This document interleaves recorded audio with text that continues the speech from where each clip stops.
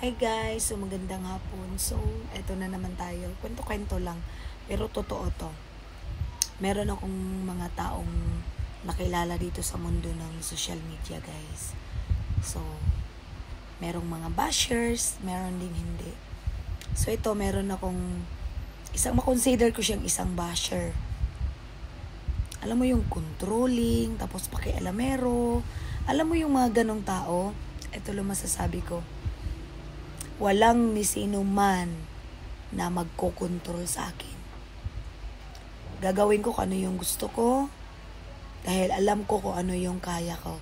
Hindi ko gagawin yung kung ano yung gusto nyo dahil yun yung gusto nyo. Kung ayaw nyo sa akin, okay lang. Pwede kayong umalis. Okay lang. Unfollow nyo ako dahil ayaw nyo sa akin. Walang problema. Ang sa akin lang guys, ang alam ko talaga wala akong ginagawang masama. Kasi ang dami nagsasabi, wag daw ganito, wag daw ganyan yung upload, wag daw ganito i-video, wag daw si ganito. So, Diyos ko, anong pakialam mo? Diba? Ako, content creator ako, nagtatrabaho ako dito sa mundo ng social media. Kung wala akong i-content, wala akong income. So, makarelate dito guys yung mga content creator na kagaya ko. Kung ano yung gusto nating gawin sa mga buhay-buhay natin, hala, go.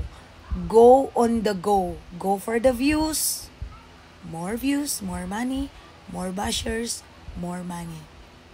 Thank you for watching. Kaya ikaw na basher, hindi ka pwedeng mag-dictate sa akin kung ano yung gagawin ko. My life. This is my life. Okay?